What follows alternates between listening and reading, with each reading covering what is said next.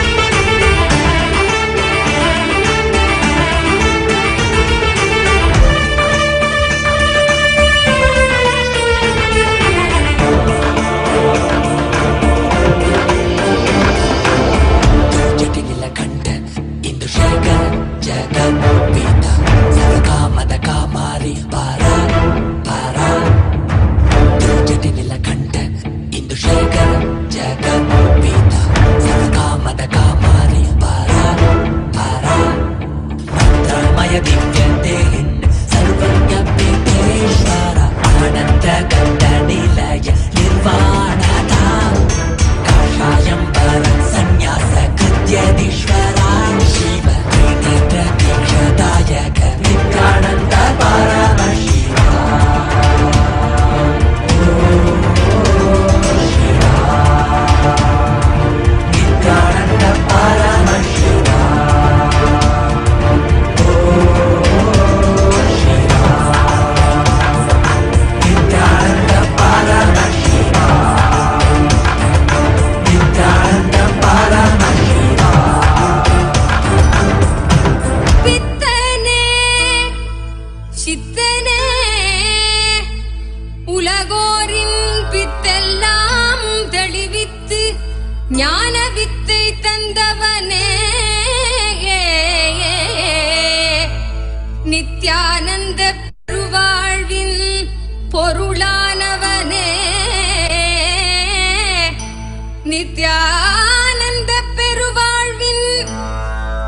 மேலானவனே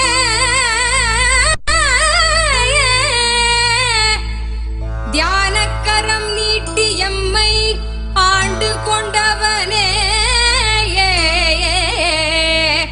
அருள் தருவாய் நித்யானந்தனே.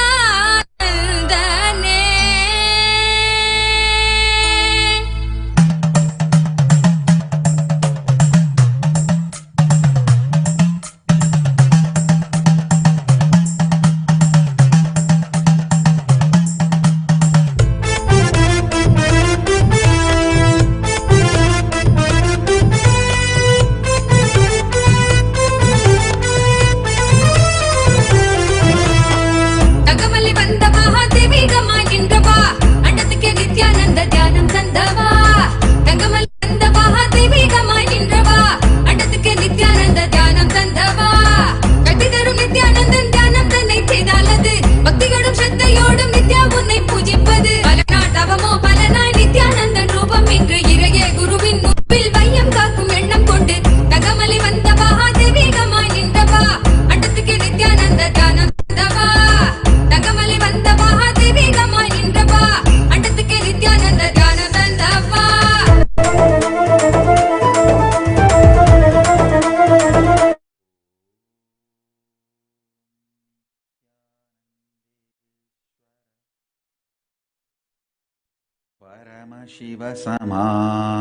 परमशिवसमारम्भाम्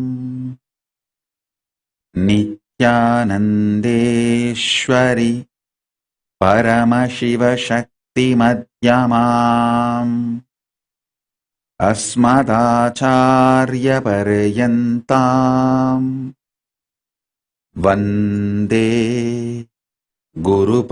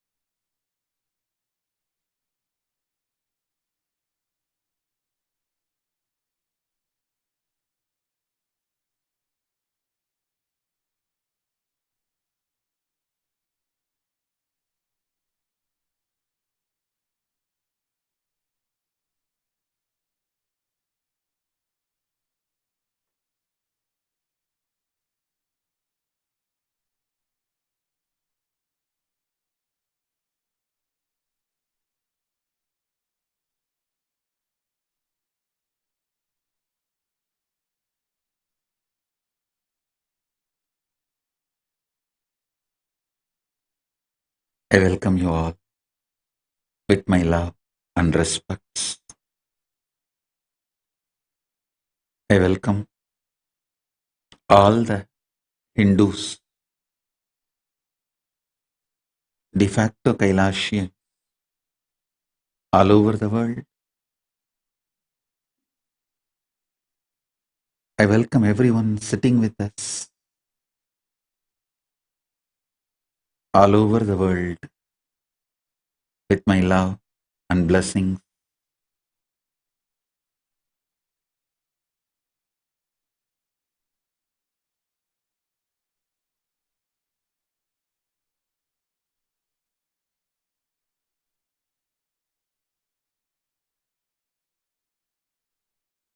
Paramashiva's message directly from Mahakailasa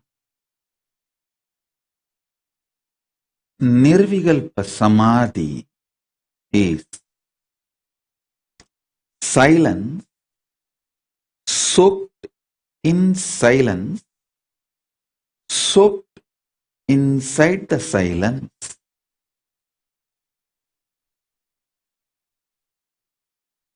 Shanti, soaked inside the Shanti, soaked inside the Shanti. Listen, I'll repeat. Nirvikalpa Samadhi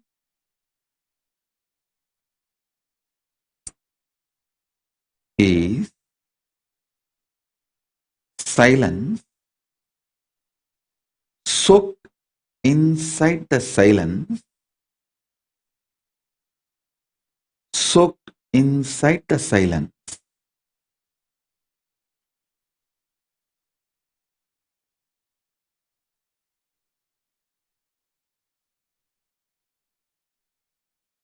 Contemplate on it.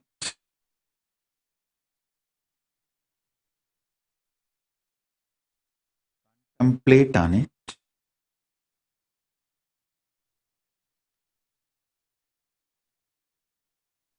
I'll initiate all of you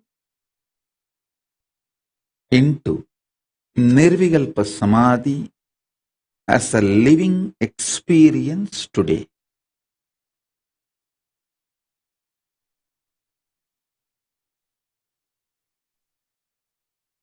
If you are a person using English as the language for your inner talk, use this line to meditate now. Silence, soaked inside the silence, soaked inside the silence.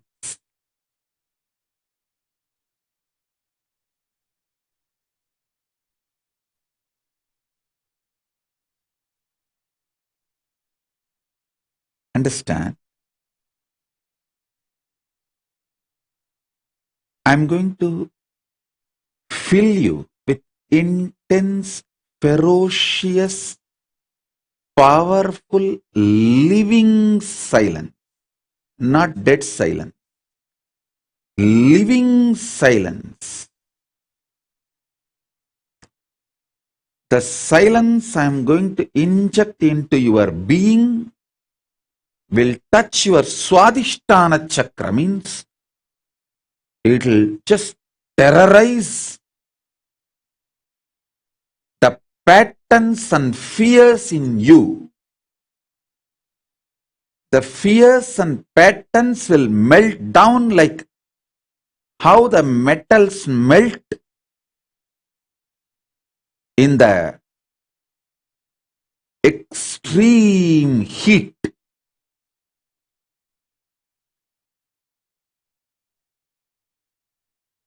In that absolute heat, how the metal melts, same way all your patterns will melt.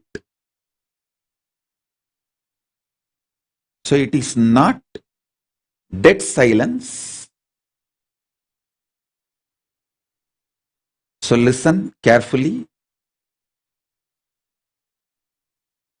It is not dead silence. It's a living silence.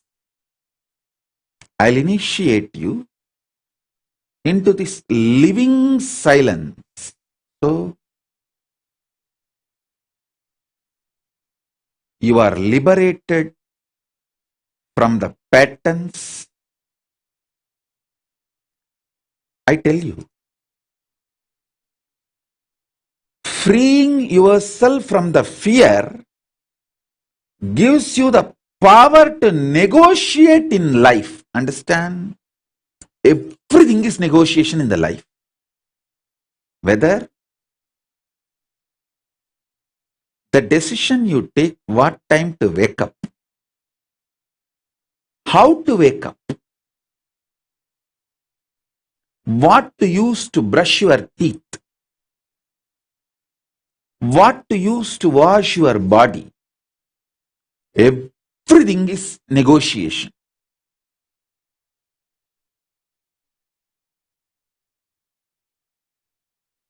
Whether you talk to yourself and convince yourself for some activity, or convince your spouse for something, convince your team, your boss, your subordinates, your assistants, everything is all about negotiation. It's all negotiation. All relationships are negotiation.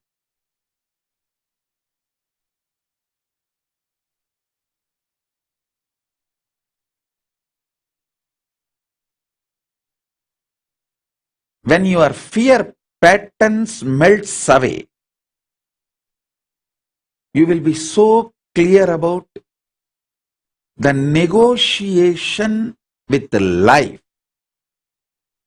You will create such blissful, happy, powerful ambience around you. And you will know very clearly with whom you should negotiate, what, how. You will be the boss of your life if you master your fears and ability to negotiate. That's all. That's all is life. So with this infusing Nirvikalpa Samadhi in you, melting down your fears, I will empower you with the negotiation power. Negotiation skills.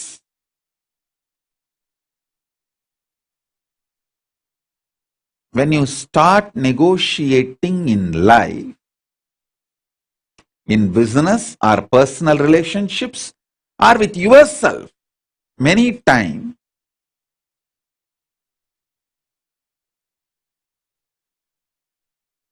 even what time to sleep, what time to wake up,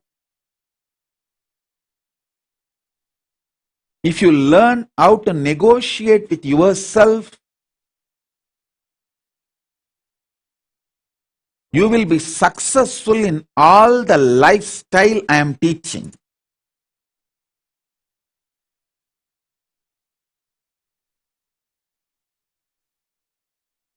Yesterday I gave a satsang in Tamil that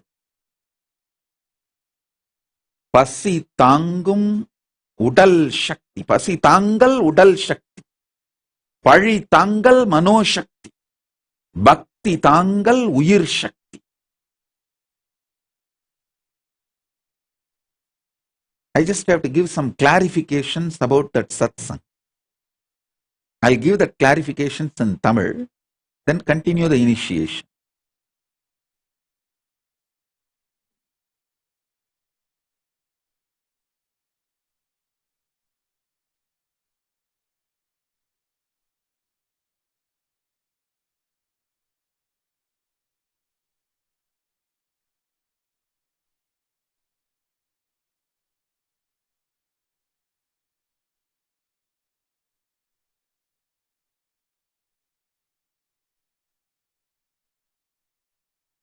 தமிழ்ல பசி தாங்கல் உடல் சக்தி, பழி தாங்கல் மனோ சக்தி, பக்தி தாங்கல் உயிர் சக்தின்னு ஒரு சத்சங்கத்தை கொடுத்திருந்தேன். அதுல சில கிளாரிபிகேஷன், அதனுடைய நீட்சியாக சில விஷயங்களை தெளிவுபடுத்த விரும்புகிறேன். முதல் விஷயம், அந்த சத்சங்கத்தில் நான் பல பேருக்கு நன்றி சொல்லி இருந்தேன். பல பேருக்கு நான் நன்றி கடன் பட்டிருக்கிறேன். திரு சரண் தட்சிணாமூர்த்தி, சித்த வைத்தியர் சாப்பாட்டு ராமன் ஐயா அவர்கள், அப்புறம் ஊடகவியலாளர்கள் திரு கிஷோர் கே சுவாமி, திரு ரங்கராஜ் பாண்டே, திரு மாரிதாஸ், திரு இளையபாரதம், திரு கார்த்திக், கோபிநாத், இந்த மாதிரி பல பெயர்களை சொல்லி நன்றி சொல்லி இருந்தேன். அந்த சத் சங்கத்தினுடைய போக்கிலே என்னுடைய செய்தி சில வேண்டுகோள்லாம் வச்சிருந்தேன். நல்லா தெளிவுபடுத்திடுறேன். நான் யாருக்கு நன்றி சொல்லுகிறேனோ அவர்களுக்கு நன்றி மட்டும்தான் சொல்லுகின்றேன். அவர்களை நான் எந்த விதமான அவங்களுக்கு என்னுடைய வேண்டுகோளோ அல்லது செய்தியையோ அல்லது என்னுடைய வேற ஆன்மீக உரைகளையோ அவர்களுக்கு கொடுப்பதற்கு நான் ஆன்மீக இன்ஸ்ட்ரக்ஷன்ஸ் எல்லாம் கொடுக்கிறதுக்கு நான் இங்க முன்னெடுக்கவில்லை. அது என்னுடைய விருப்பமும் கிடையாது. நான் யாருக்கு நன்றி கடன் பட்டிருக்கேன், யாரெல்லாம் நான் ரொம்ப விரும்புறேன், நன்றி கடன் பட்டிருக்கேன்னு சொல்றேன், அது தனி. என்னுடைய செய்தி யார் நான் சொல்வதை கேட்க விரும்புகிறார்களோ அவர்களுக்குத்தான் இந்த செய்தி. அது என்னுடைய வேண்டுகோளாக செய்தியாக நான் சொன்ன விஷயம். பசி தாங்கும் உடல் சக்தி, பழி தாங்கும் மனோசக்தி, பக்தி தாங்கும் உயிர் சக்தி. அது என்னுடைய பக்தர்கள் சீடர்கள் யார் என்னை நேசிக்கிறார்களோ, யாருக்கு என்னுடைய ஆன்மீக சத்தியங்கள் தேவைப்படுதோ அவங்களுக்கு சொன்னது. இது ரெண்டையும் பிரித்து காட்டாமல் விட்டு விட்டேனோன்னு நினைச்சேன். அதனால இப்போது பிரித்து காட்டி விடுகின்றேன் தெளிவா. நான் யாருக்கு நன்றி சொல்றேனோ அவங்களுக்கு நன்றி கடன் பட்டிருக்கிறேன், நன்றி சொல்லுகிறேன். அது தனி. இந்த ஆன்மீக செய்தி நான் சொல்றது யார் என்னுடைய பக்தர்கள் சீடர்கள் நான் சொல்வதை கேட்க விரும்புகிறீர்களோ அவர்களுக்கு சொல்லுகிறேன். எனக்கு நல்லது செய்து நான் நன்றி கடன் பட்டவர்களுக்கு நான் நன்றி சொல்ல மட்டும்தான் செய்யணுமே தவிர அவங்களுக்கு நான் உபதேசம் போதனைகள் இதெல்லாம் வைக்கக்கூடாது, வைக்கவும் மாட்டேன். இது ரெண்டையும் பிரித்து காட்ட விரும்புகின்றேன், பிரித்து காட்டி விடுகின்றேன். அது முதல்ல. அடுத்தது, நிறைய பேர் இந்த சைவ உணவை பற்றி நாம் பேசினதை பற்றி ரியாக்ஷன்ஸ், பல்வேறு ரியாக்ஷன்ஸ், அவங்க எல்லாருக்கும் நான் திரும்ப சொல்றேன், மீண்டும் சொல்லுகிறேன், கேளுங்கள். எனக்கு உங்க யாருக்கிட்ட இருந்தும் பணம் தேவையில்லை, நீங்க யாரும் எனக்கு ஓட்டு போட தேவையில்லை. You are neither a source of income for me nor you are a source of power for me. எனக்கு நீங்கள் வருமானத்திற்கான ஆதாரமோ அதிகாரத்திற்கான ஆதாரமோ இல்லை. அதனால் சத்தியங்களை உள்ளது உள்ளபடி உங்களுக்கு நான் சொல்லிக்கொண்டே இருப்பேன். கேட்க நினைப்பவர்கள் கேட்டு வாழ்ந்து கொள்ளுங்கள்.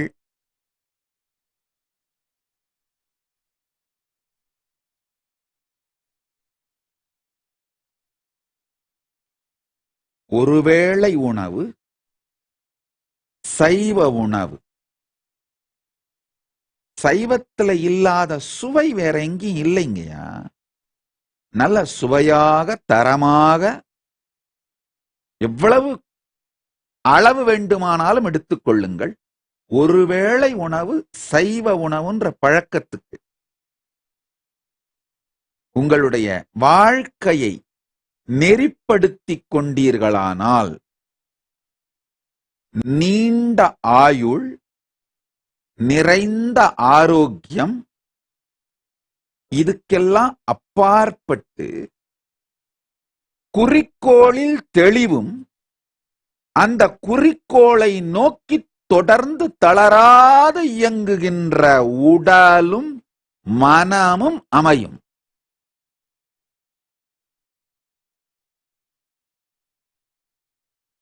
இப்போ மிடில் கிளாஸாவே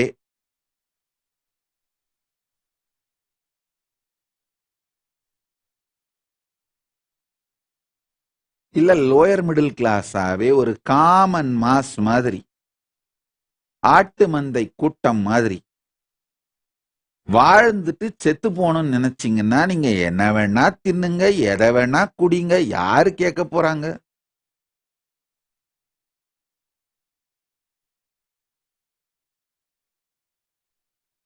தலைவனாக மாற வேண்டும் என்று நினைத்தீர்களானால்,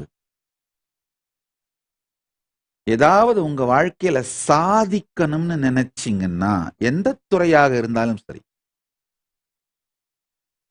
செல்வம், கல்வி, கலை, திரை, நாட்டியம், ஊடகம், அரசியல், சமூகம், எந்த துறையாயிருந்தாலும் சாதிக்கணும்னு நினைச்சீங்கன்னா, ஒரு தலைவனாகணும்னு நினைச்சீங்கன்னா, மிக உயர்ந்த சூக்ஷ்மமான உங்களை பற்றியும் உங்கள் பலத்தை பற்றியும் சமூகத்தை பற்றியும் சமூகத்திற்கு உங்களுடைய தேவையை பற்றியும் தெளிந்த உயர்ந்த கருத்துக்களை சிந்திக்கவும் உள்வாங்கவும் அந்த கருத்துக்களை செயல்படுத்துவதற்காக அயராது இயங்குகின்ற உடலும் மனமும் தேவைப்படும். அதுக்கு இந்த ஒருவேளை உணவு, சைவ உணவு மிகப்பெரிய உதவியா இருக்கும். சும்மா இங்க வந்தா ஊன்னு எதையோ இந்த ரெஃபரன்ஸ் அந்த ரெஃபரன்ஸ் எல்லாம் கொடுத்துட்டு கம்பு சுத்திட்டு இருக்காதீங்க.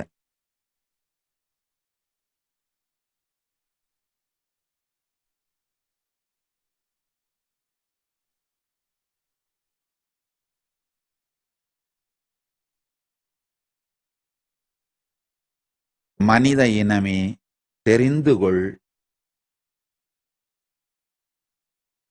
முக்கியமா இந்துக்கள் தெரிந்து கொள்ளுங்கள். இது மனித இன மொத்தத்துக்குமான சத்தியம், முக்கியமா இந்துக்களுக்கு.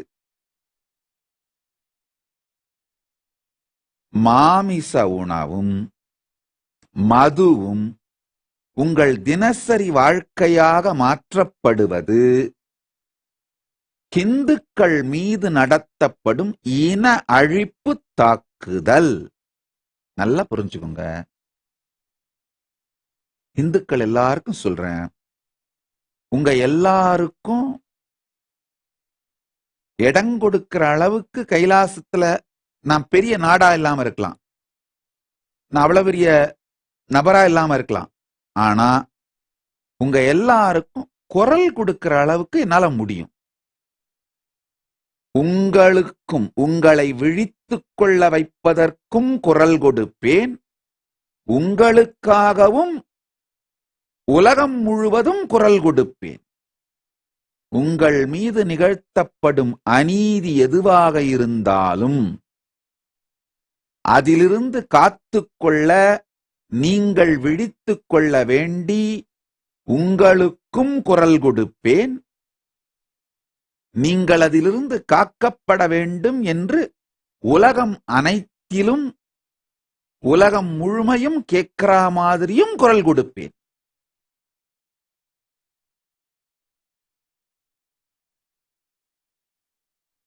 உங்களுக்கு இடம் கொடுக்கிற அளவுக்கு எல்லாம், இத்தனை கோடி இந்துக்களுக்கும் இடம் கொடுக்கிற அளவுக்கு கைலாசம் பெரிய இடமா இல்லாமல் இருக்கலாம், அது என்னாமல் இயலாமல் இருக்கலாம். ஆனா உங்களுக்கு எல்லாருக்கும் குரல் கொடுக்கிற அளவுக்கு எனக்கு பெரிய லவுட் மவுத்த பரமசிவன் கொடுத்திருக்காரு.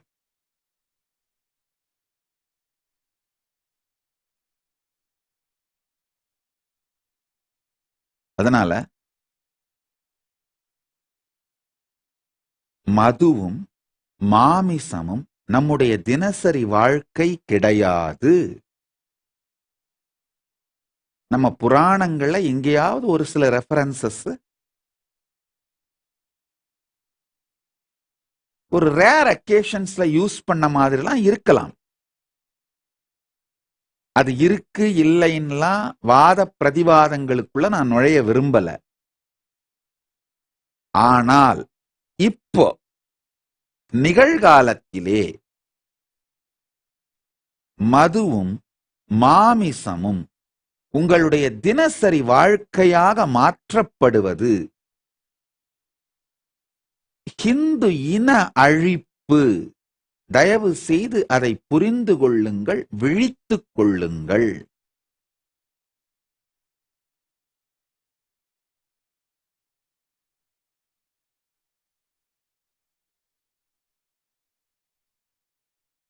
இந்துக்கள் விழித்துக் கொள்வதற்காகவும் குரல் கொடுத்துக் கொண்டே இருப்பேன். இந்துக்களுக்காகவும் குரல் கொடுத்துக் கொண்டே இருப்பேன்.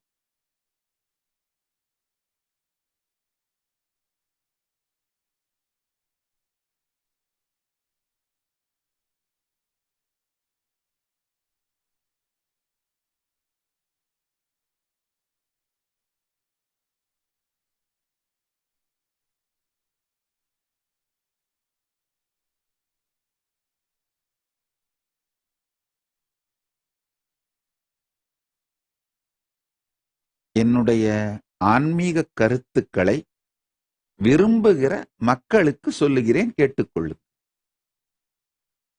இஞ்சி, கடுக்காய், அதிமதுரம், இந்த பொருட்களை எல்லாம் உங்கள் உணவிலே எவ்வளவு முடியுமோ அவ்வளவு சேர்த்துக்கோங்க. தரமான சுவையான ஒருவேளை உணவு வாழ்க்கை முறைக்கு, சைவ உணவு வாழ்க்கை முறைக்கு மாறிடுங்க.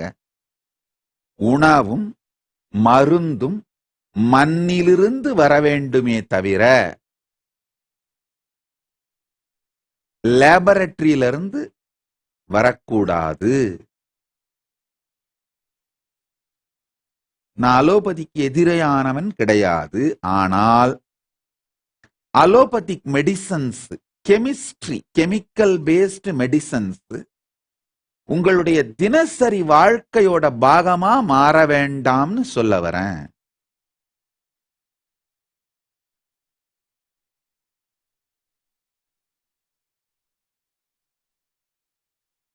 நன்றாக புரிந்து கொள்ளுங்கள்.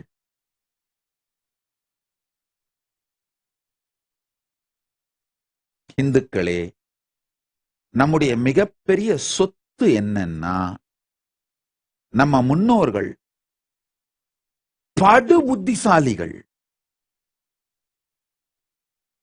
மனிதனுடைய பயாலஜி,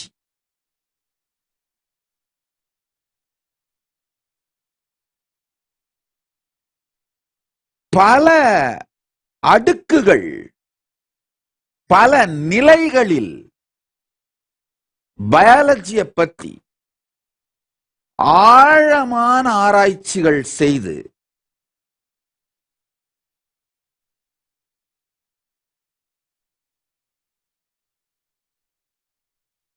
இன்னைக்கு இருக்கிற நவீன கால அறிவியல் நினைத்து கூட பார்க்க முடியாத மிக பெரும் விஷயங்களை வாழ்க்கை முறையாக மாற்றி வைத்தவர்கள் நம்முடைய முன்னோர்கள்.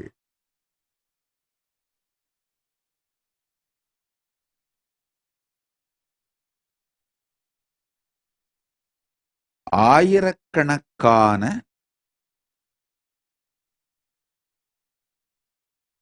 மாடர்ன் சயின்ஸ், இந்த நவீன கால அறிவியலுடைய ஆராய்ச்சிகள் அது எந்த திசையை நோக்கி தன்னுடைய முடிவுகளை காட்டுகிறது. இது மாதிரியான பல ரெஃபரன்ஸ் என்னால கொடுக்க முடியும். நம்முடைய முன்னோர்கள் கொடுத்த வாழ்க்கை முறை சார்ந்த சத்தியங்கள் மிகப்பெரியவை. நம்முடைய சைவ சரியாபாதம், வேதங்கள், ஆகமங்கள், ஆயுர்வேதம், இதோட நீட்சியாக எழுந்த சித்தர்களுடைய சம்பிரதாயம், இவர்கள் கொடுக்கிற வாழ்க்கை முறை, தீர்வுகள், இதையெல்லாம் புரிஞ்சுக்கிறதுக்கே மாடர்ன் டே சயின்ஸுக்கு இன்னொரு 100 வருஷம் ஆகுங்கய்யா. அவங்க ஏற்கனவே புரிஞ்சுகிட்ட விஷயங்களே மொத்தமா இதை நோக்கித்தான் கைகாட்டுகின்றன. அதனால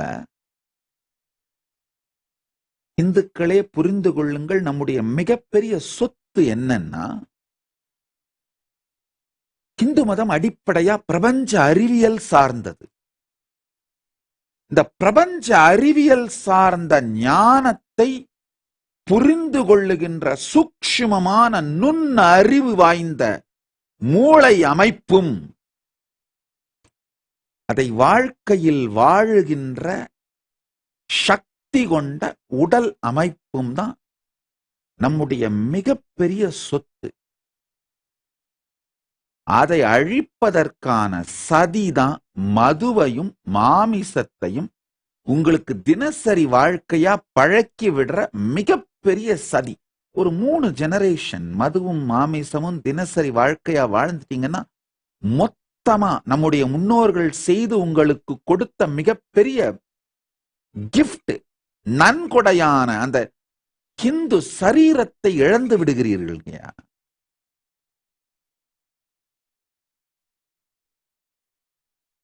அதனுடைய பெரும் சக்தி, அதனுடைய பெரும் சாத்தியத்தை இழந்து விடுகிறீர்கள்.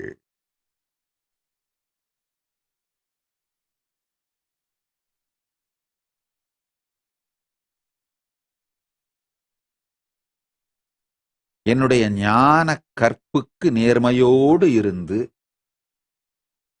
என் குரு பரம்பரைக்கு நேர்மையோடு இருந்து,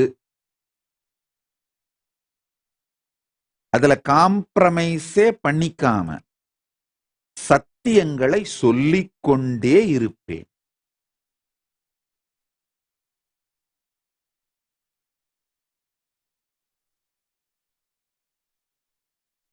எனக்கு சின்ன வயசுல தேவாரம், திருவாசகம், திருப்புகழ், அபிராமி அந்தாதி, கொஞ்சம் சமஸ்கிருத ஸ்லோகங்கள் எல்லாம் சொல்லி கொடுக்கிறதுக்காக தினம் கோவில்ல என்னுடைய பாட்டனார் ஒரு 2-3 பெரியவர்கள் கோயிலுக்கு வருவார்கள். தொடர்ந்து வந்து வகுப்பெடுப்பார்கள். அங்க இதெல்லாம் சொல்லிக் கொடுப்பார்கள். கரெக்டா என்னுடைய பாட்டனார் அழைச்சிட்டு போய் இந்த வகுப்புல உட்கார வச்சிருவார்.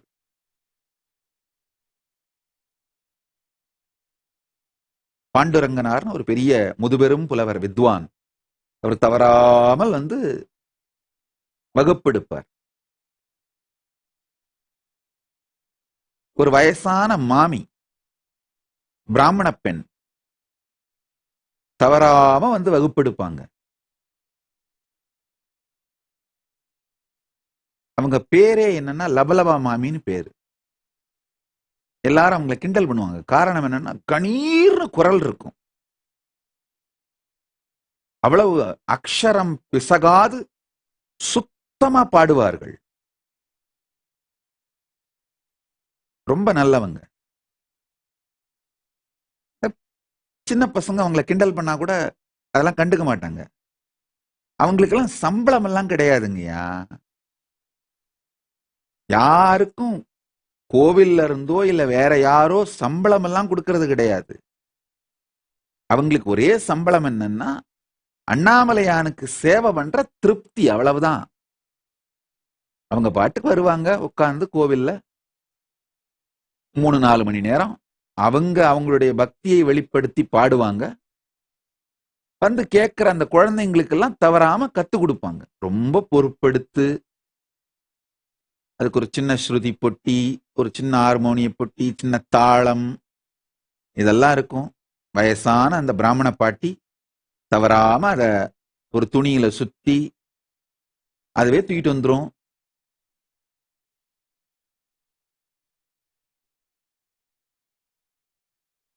அந்த குழந்தைங்க சரியா பாடலைன்னா காதை பிடிச்சு திருகும். நல்ல வேளை அந்த மாதிரி உரிமையோடு கற்றுக் கொடுக்கின்ற பெரியவர்கள் வாழ்ந்த அந்த சமூகம், அந்த ஈகோ சிஸ்டத்துல பிறந்து வளர்ந்துட்டோம். அப்பா அண்ணாமலையானே, அதுக்கு நன்றிப்பா.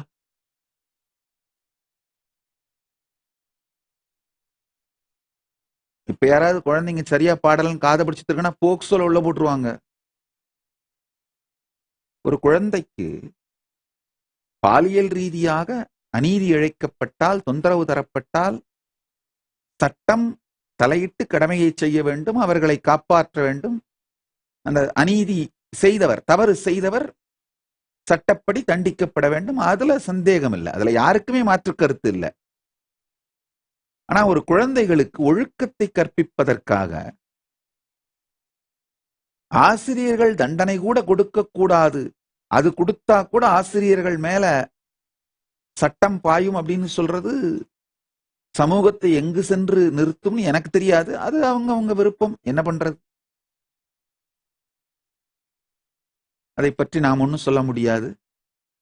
எனிஹவ், நல்ல வேளையா நாங்க பிறந்து வளர்ந்தப்ப இருந்த சமூகம் 80கள், நான் சொல்றது 80கள்ல அதுலயும் திருவண்ணாமலை மாதிரி ஒரு சிற்றூர், சிறிய ஊர்கள்ல டைட் நிட் கம்யூனிட்டி, அருமையான ஈகோ சிஸ்டம். அந்த ஈகோ சிஸ்டமே அந்த குழந்தைகளுக்கு பல்வேறு விதமான தன் வாழ்க்கையிலே தன்னைத்தானே தரம் உயர்த்தி கொள்ளுகிற வாழ்க்கை முறையை கத்து கொடுத்துரும்.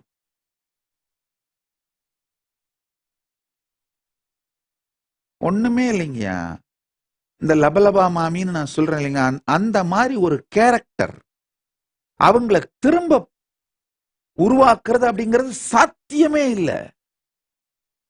இப்ப நான் யோசிச்சு பாக்குறேன், கைலாசத்துல அந்த மாதிரி வயதானவர்கள் சில பேர் ஒரு நாள் தவறாது, எந்த எதிர்பார்ப்பும் இல்லாது, இறந்து போறதுக்கு 2 நாள் முன்னாடி வரைக்கும் வந்து அந்த மாதிரி கிளாஸ் எடுத்தாங்க. கடைசி 2 நாள் தான் படுக்கையில இருந்து இறந்து போயிட்டாங்க.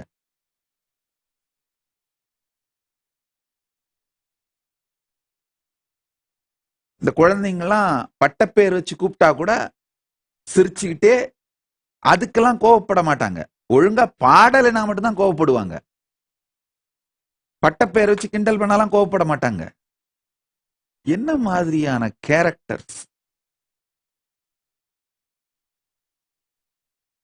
என்ன மாதிரியான தவம், தியாகம். அதே மாதிரி வித்வான் பாண்டுரங்கனார் ஒரு நாள் தவறாமல் கோயில்ல வந்து உட்கார்ந்து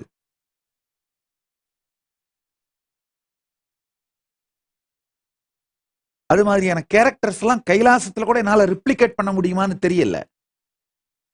அது மாதிரியான தியாகம்,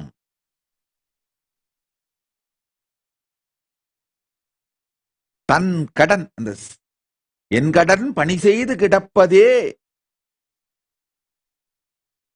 அப்படின்ற வாழ்ந்தவர்கள். நான் அந்த மாதிரியான மனிதர்கள், நபர்களாலே செதுக்கப்பட்டு உருவாக்கப்பட்டவங்கயா. அதனால சத்தியம் என்னவோ அதை சொல்லிட்டே இருப்பேன். உங்களுக்கு பிடிக்கலையா என்ன பண்ணுங்க, ஒரு மீம்ஸ் போடுங்க, லபலபா சாமியார்னு போட்டு போங்க, அவ்வளவுதான்.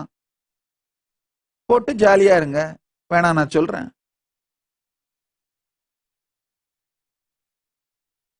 ஆனா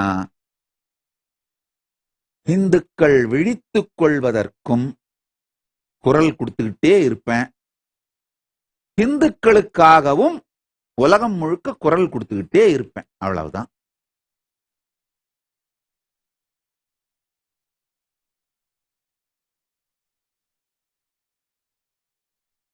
அதெல்லாம் மாற முடியாது, மாத்தவும் முடியாது.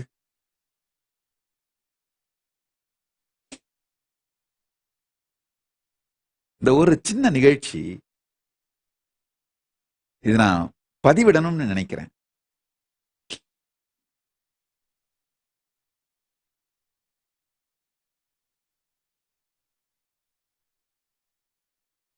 நான் பிறந்து வளர்ந்த வீட்டுக்கு எதிரில் நான் அந்த கோவில் பெருங்குடின்னு சொல்லுவாங்க. இந்த கோவிலுடைய 7 பிரகாரத்துக்குள்ளேயே பிறந்து வளர்ந்து வாழ்கிற அந்த கோவில் பெருங்குடிகள், பரம்பரை பெருங்குடிகள். நான் அந்த பிறந்து வளர்ந்த வீட்டுக்கு எதிரிலேயே ஒரு வீடு, ஆரணியார் வீடுன்னு சொல்லுவாங்க. அதாவது கோவில்ல 5ஆம் திருநாள் உற்சவம் நடத்துவதற்கான அறக்கட்டளை வீடு அவங்களுடையது. அவங்க பரம்பரையா அந்த வீட்டு உரிமையாளர்கள் அந்த அறக்கட்டளை அவங்க நடத்துவாங்க. ரொம்ப நல்லவர்.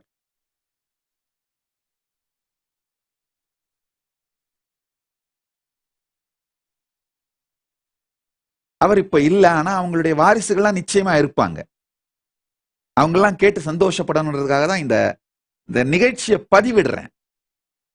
ஆரணியார்னே சொல்லுவாங்க. ஆரணியார் மாமா, ஆரணியார் மாமான்னு ஒரு பேரே நிக் நேம் தான். ஆரணியார் மாமான்னு சொல்லுவாங்க. Chain smoker. Whole day smoke பண்ணிட்டு இருப்பாரு. வீட்டு வாசல்லே உட்கார்ந்துப்பாரு. Chain smoker. என்னுடைய தந்தையாருக்கும் அவருக்கும் ஏதோ இந்த பணம் கொடுக்கல் வாங்கல ஒரு சின்ன மனஸ்தாபம் இருந்ததுனால 2 பேரும் பேசிக்க மாட்டாங்க.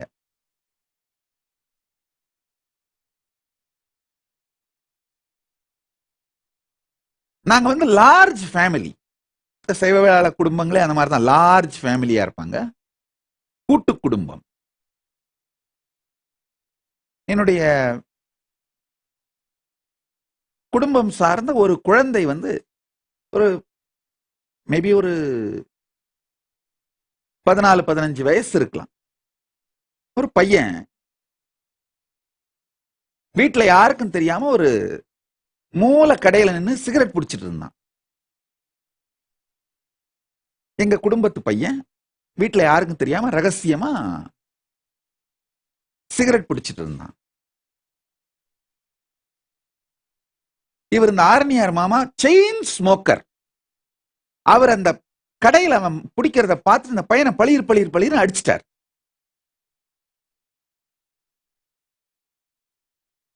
அந்த பையனுக்கு மானம் போனது. ரொம்ப கஷ்டப்பட்டான், அழுதான். எங்க எல்லார்ட்டையும் இவரை பத்தி கம்ப்ளைண்ட் பண்றான். நாங்க ஒரு 4-5 பேர் ஏற்கனவே அவர் மேல கொஞ்சம் வெறுப்போட இருந்தோம். இந்த குழந்தைங்க நாங்கெல்லாம் நினைச்சோம், ஆஹா இது சரியான சான்ஸ். நம்ம அப்பாக்கும் அவருக்கும் ஏற்கனவே கொஞ்சம் ஆகாது, மனஸ்தாபம் இருக்கு. அவர் வேற எப்பவுமே செயின் ஸ்மோக் பண்ற ஸ்மோக்கர். அவரு போய் எப்படி பையனை அடிக்கலாம்? 2 பாயிண்ட். ஒன்னு, அவரே ஒழுக்கம் இல்லாதவர், செயின் ஸ்மோக்கர். அவர் போய் எப்படி இவனை ஸ்மோக் பண்ணதுக்காக அடிக்கலாம்? 2வது, ஏற்கனவே இந்த ஒரு சின்ன கொடுக்கல் வாங்கல் சங்கடம் இருக்கிறதுனால நம்ம அப்பாட்ட போய் சொன்னா இத பிரச்சனையாக்கி நம்ம சைடு நாம நியாயம் வாங்கிடலான்ற வேகமா போய் எங்க அப்பாட்ட வத்தி வச்சோம். கம்ப்ளைண்ட் பண்றது. அப்பா பளிச்சுன்னு எந்திரிச்சு வேகமா நடக்க ஆரம்பிச்சார். வேட்டிய சொருவிக்கிட்டு துண்டை எடுத்து மேல போட்டுக்கிட்டு. எங்களுக்குதான் ஒரே குஷி. போய் ஆரணியார் மாமாட்ட சண்டை போட போறாரு, ஏன் பையன் அடிச்சேன்னு கேட்க போறாருன்னு. போன உடனே நேரா போய் அவர் பக்கத்துல சேர்ல உட்கார்ந்து, மாமா நமக்குள்ள 1000 பிரச்சனை இருந்தாலும் பசங்க நல்லா இருக்கணும்னு நினைச்ச பாத்தியா மாமா அப்படின்னு கையை பிடிச்சிட்டு அழ ஆரம்பிச்சிட்டாரு. அவர் அழ ஆரம்பிச்சிட்டாரு. அரணியார் மாமாவும் அழ ஆரம்பிச்சிட்டாரு, எங்க அப்பாவும் அழ ஆரம்பிச்சிட்டாரு. அவங்க 2 பேரும் நடுவில் இருந்த பிரச்சனை தீர்ந்துருச்சு. அடப்பாவிகளா, இவங்களை நம்பி போய் கம்ப்ளைண்ட் பண்ணமே.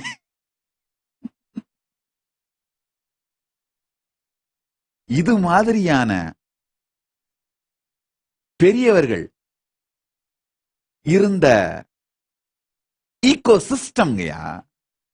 அதாவது இந்த ஹோல் ஈகோ சிஸ்டமே தன்னைத்தானே குழந்தைங்க ஹேண்டில் பண்ணிக்க முடியாத டைம்ல ஹேண்டில் பண்ணி செதுக்கி உருவாக்கி கொடுக்கின்ற ஈகோ சிஸ்டமா அந்த ஈகோ சிஸ்டம் இருந்தது.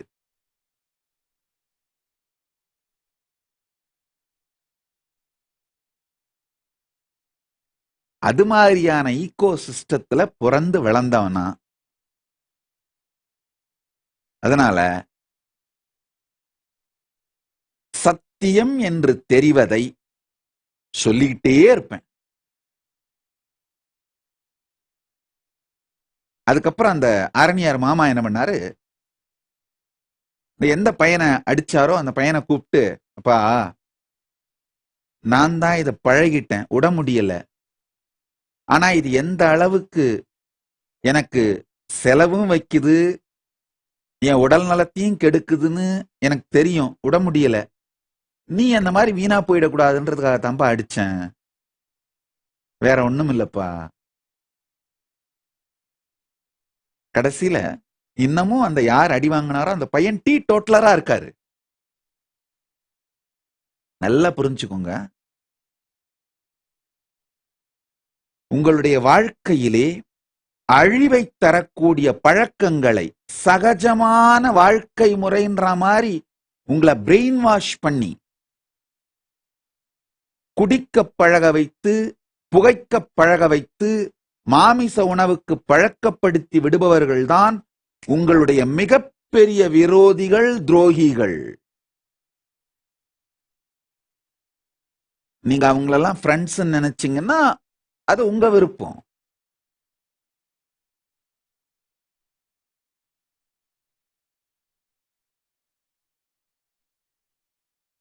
உடல் நலத்தையும் மனநலத்தையும் அழிக்கக்கூடிய வழக்கங்களை வாழ்க்கையின் பாகம் என்றும் சகஜமானவை என்றும் உங்களை நம்ப வைக்கின்ற, மூளைச்சலவை செய்கின்ற எல்லோருமே உங்கள் விரோதிகள், துரோகிகள்.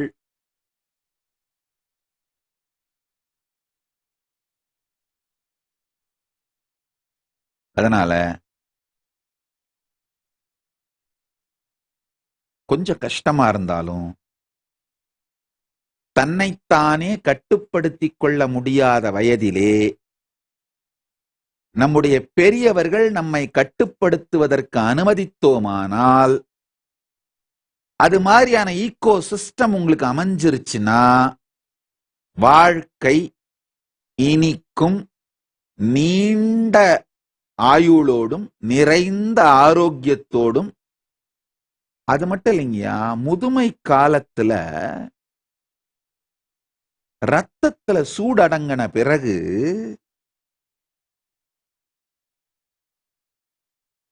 உடல் அடங்கிய பின் மனம் அடங்காது இருந்தால் அதான் நரகம்ங்கயா.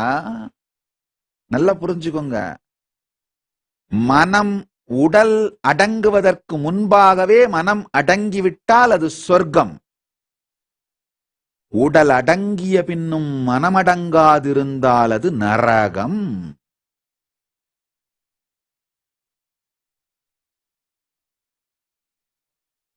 இனிமையான முதுமை வேணும்னா உடல் அடங்கின பின் மனம் அடங்காதிருக்கின்ற நரகத்தை தவிர்க்கணும்னா, உடல் அடங்கும் முன்பே மனம் அடங்கி விடுகின்ற இனிமையான ஸ்வர்க்க வாழ்க்கை அமையணும்னு நினைச்சிங்கன்னா, இந்த சில சத்தியங்களை நான் சொல்ற, இந்த சில சத்தியங்களை இளமையிலேயே வாழத் துவங்கி விடுங்கள். என்னுடைய வாழ்க்கையில ஒரு 100 பேர் ஆன்மீகம் சம்பந்தப்பட்டவர்கள் 100 ஆண்டு வாழ்ந்தவர்களை பார்த்திருக்கேன். 100 பேராவது காஞ்சி பெரியவர்ல இருந்து இந்த 100 ஆண்டுகள் வாழ்ந்தவர்கள் ஆன்மீக சம்பந்தப்பட்டு, ராமகிருஷ்ண மடத்து சன்னியாசிகள், பல்வேறு மடங்கள், ஆதீனங்கள், பீடங்கள் சார்ந்த ஆன்மீக நபர்கள், ஆன்மீக சம்பந்தப்படாத சாதாரண கிரகஸ்தர்கள். ஆன்மீக சம்பந்தப்படாதன்னு சொல்லும் பொழுது கிரகஸ்தர்கள் என்ற வார்த்தை சொல்றேன், அது சந்நியாசம் எடுக்காத கிரகஸ்தர்கள். அவங்க ஒரு 100 பேரை பார்த்திருக்கேன், 100 வயசுக்கு மேல வாழ்ந்தவங்க.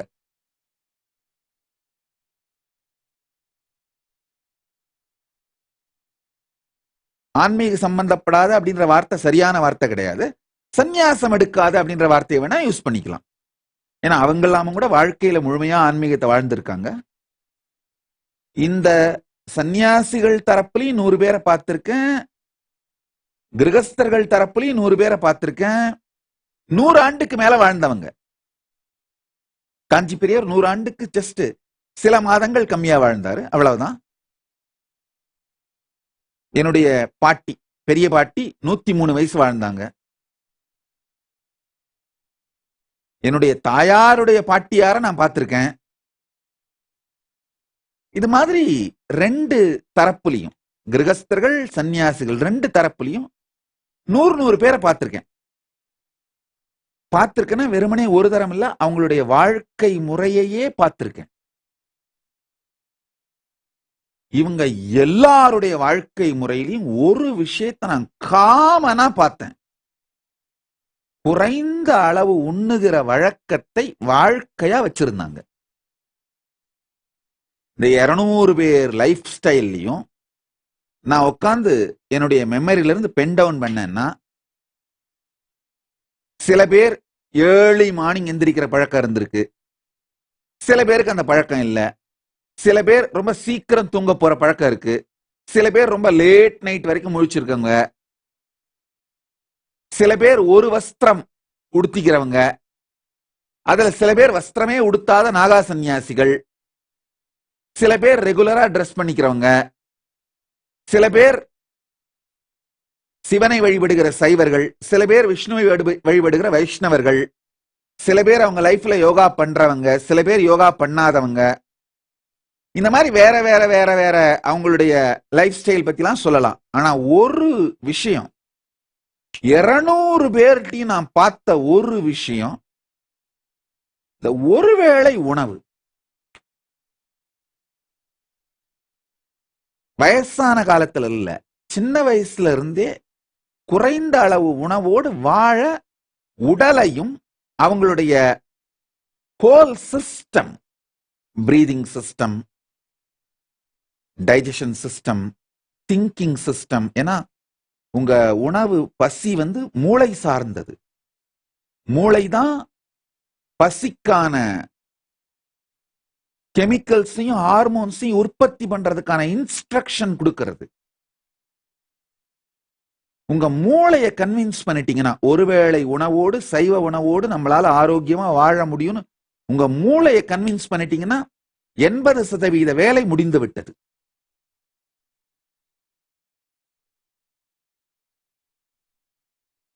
இந்த 200 பேர்ட்டையும் நான் பார்த்த ஒரு பழக்கம், 200 பேரும் சைவ உணவாளர்கள், ஒருவேளை உணவு, மிக குறைந்த உணவோடு வாழ்ந்திருக்கிறார்கள்.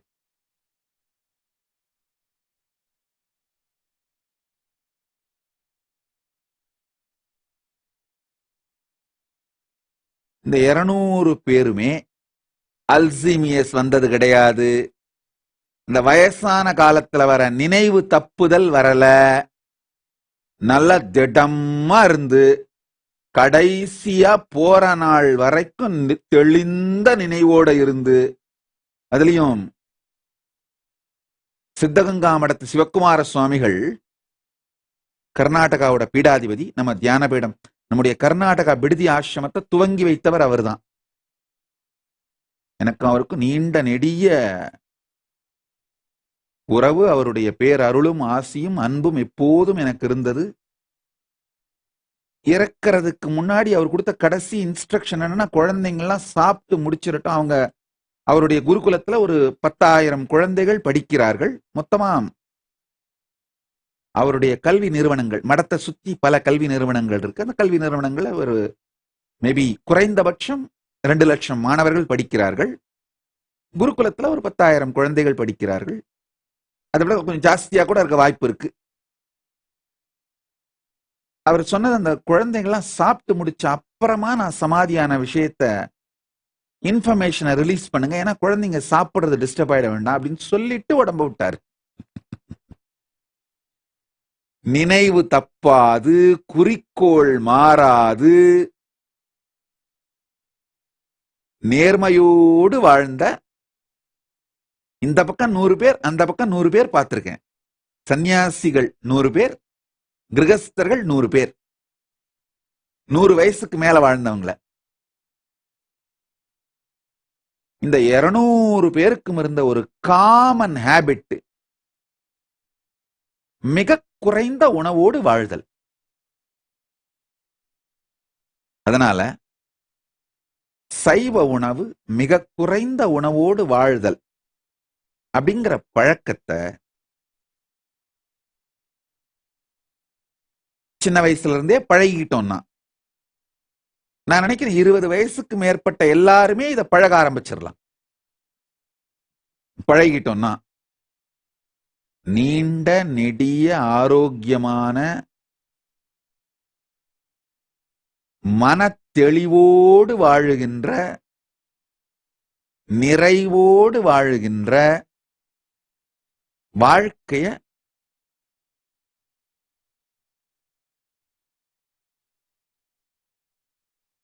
ஒரு பெரிய சாதனை செய்து வாழுகின்ற வாழ்க்கைய அடைஞ்சிடலாம்.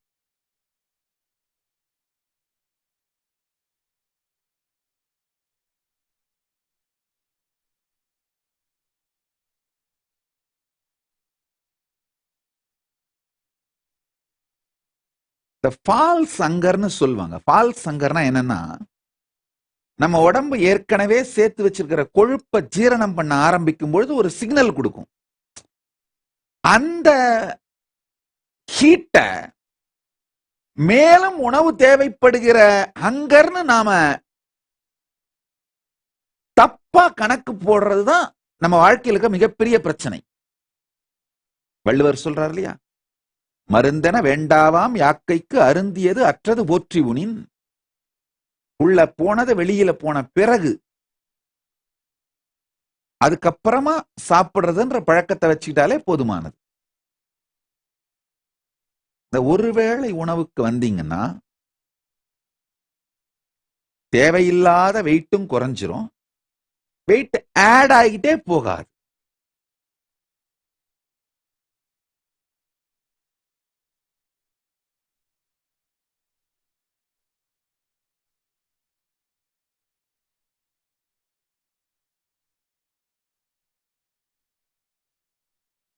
கேட்கிறவங்க கேளுங்க,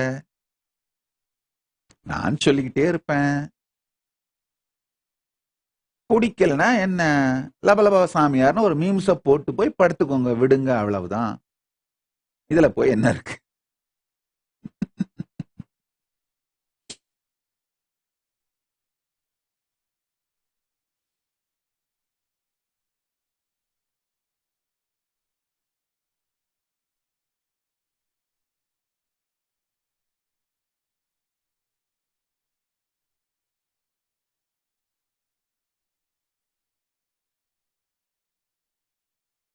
கட்டாயமா அந்த மாமியினுடைய, லபலபா மாமியினுடைய வாரிசுகள் இன்னும் திருவண்ணாமலையில இருப்பாங்க. அவங்களாம் நிச்சயமா மகிழ்வார்கள் இதை கேட்டா. அதனால இத பதிவிட்டு விடுகின்றேன். இந்த மாதிரியான கேரக்டர்லாம் மாடர்ன் டேல எல்லாம் அந்த தியாகத்தை எல்லாம் பார்க்கவே முடியாதுங்க.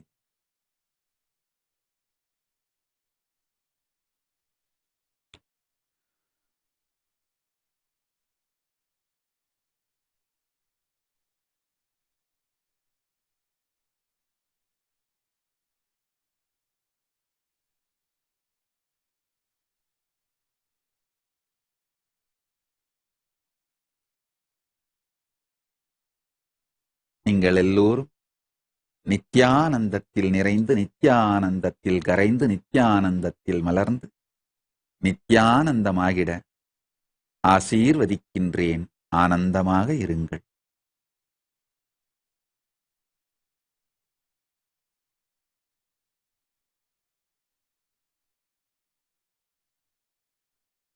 I'll continue the initiation into Nirvikalpa Samadhi.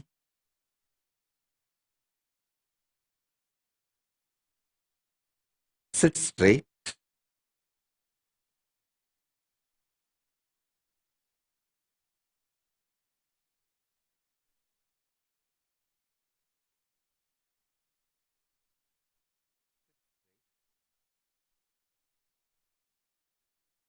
Remember this one line: silence, soaked in silence, soaked in silence. silence, soaked in silence, soaked in silence.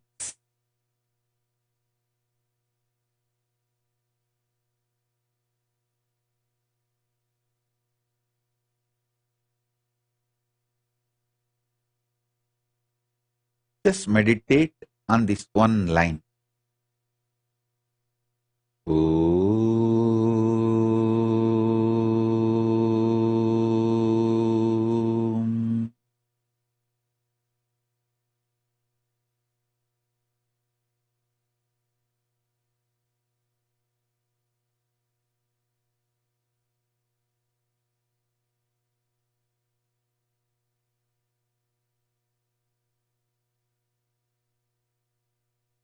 With the grace of Paramashiva, let unclutching Nirvikalpa Samadhi happen in every being here.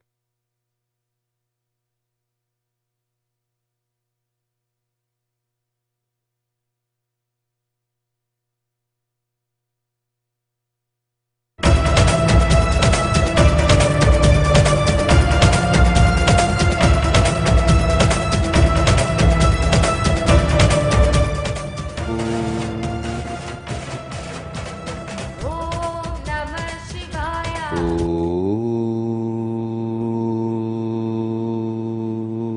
Namah Shivaya.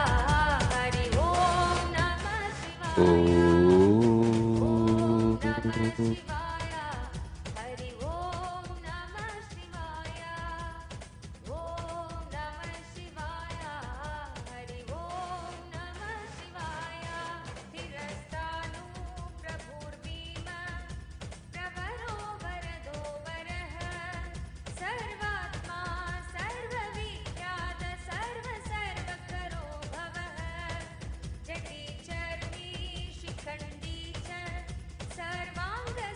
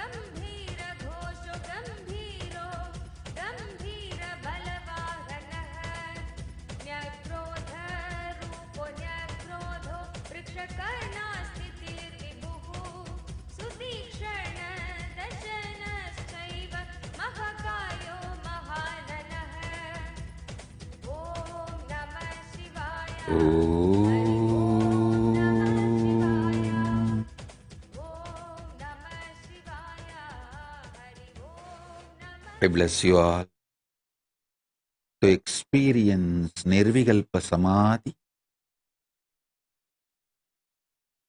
in Nirantaratva, Nityatva. Om, Om, Om. With this, I bless you all. Let's all radiate with integrity, authenticity, responsibility, enriching cause, living Shuddhadvaita Saivam Paramadvaitam. The state, space, powers, being, superconsciousness, and Kailasa, Maha Kailasa of Paramashiva. Paramashivoham, Om Nityananda Paramashivoham. The eternal bliss Nityananda.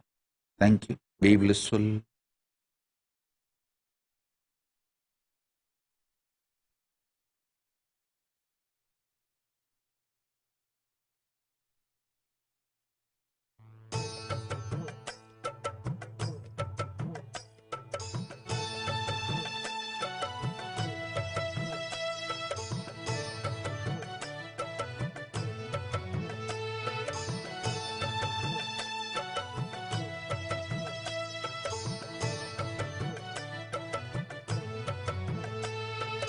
Om नित्यानन्दाय नित्यानन्दम् Hari Om नित्यानन्दाय नित्यानन्दम् Om नित्यानन्दाय नित्यानन्दम् Hari Om नित्यानन्दाय नित्यानन्दम् Om नित्यानन्दाय नित्यानन्दम् Hari Om नित्यानन्दाय नित्यानन्दम् Hari Om नित्यानन्दाय नित्यानन्दम् Hare Hare Om नित्यानन्दाय नित्यानन्दम् Om नित्यानन्दाय